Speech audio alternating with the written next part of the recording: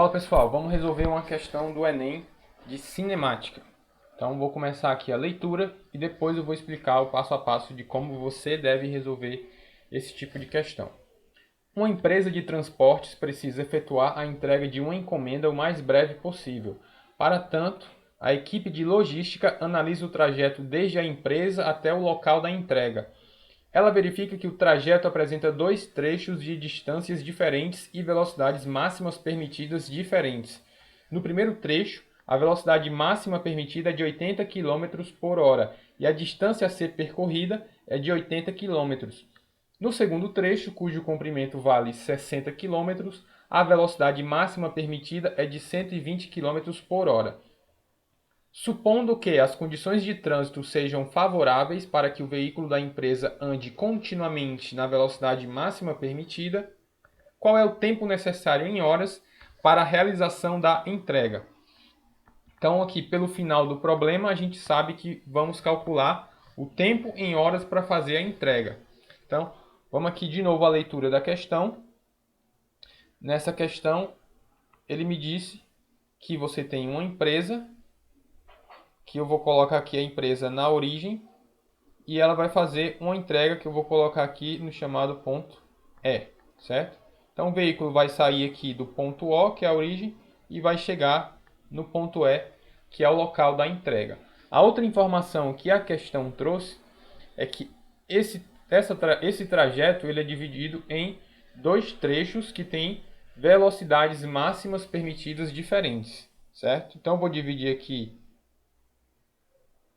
esse aqui que eu vou chamar um ponto P, onde eu vou ter o primeiro trajeto, que a questão me disse aqui que a velocidade máxima permitida no primeiro trecho vale 80 km por hora e que a distância nesse primeiro trecho é de 80 km. Tudo isso está aqui no texto da questão. O segundo trecho, o comprimento também foi dado e vale 60 km. E a velocidade máxima permitida é de 120 km por hora. Ok? Então eu tenho esse trecho completo que ele vai ser percorrido com velocidades diferentes, mas em cada trecho a velocidade é a mesma.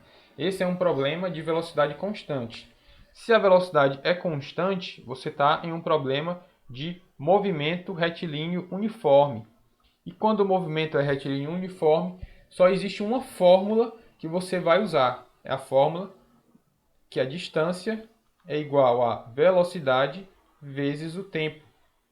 É a primeira fórmula que você aprende no estudo da cinemática. Então vamos calcular nesse problema o tempo. Então eu quero o tempo total nesse percurso inteiro. Como é que vai ser calculado esse tempo total? Vai ser o tempo para percorrer o trecho 1 mais o tempo para percorrer o trecho 2. Vou usar aqui então que o tempo total, o trecho 1, já que eu vou usar a fórmula do espaço dividido pela velocidade para calcular o tempo. Ó, se você observar, se ΔS é igual a V vezes ΔT, então o ΔT vai ser igual ao espaço dividido pela velocidade. A velocidade está multiplicando, ela passa dividindo, certo? Então, o tempo 1 para percorrer o trecho 1 vai ser a distância desse trecho 1 dividido pela velocidade nesse trecho. O tempo para percorrer o trecho 2 vai ser a distância, que eu vou chamar de ΔS2, dividido pela velocidade 2. Agora é só substituir quem é o ΔS1, quem é o V1, quem é o ΔS2 e quem é o V2. O ΔS1 é a distância no primeiro trecho, ela vale 80 km. A velocidade do trecho 1 também é 80 km por hora. Mas qual é a distância do trecho 2? O problema disse que valia 60 km e a velocidade 120 km por hora. Uma coisa que eu tenho visto em alguns alunos é trabalhar tanto com número quanto com as unidades durante os cálculos. Na minha opinião, isso gera mais confusão, você acaba confundindo mais, fica a escrita cheia de informação. E qual é a sugestão que eu dou para você? Você olha as unidades antes de resolver o problema, antes de partir para os cálculos de fato. O problema quer que o tempo seja dado em horas.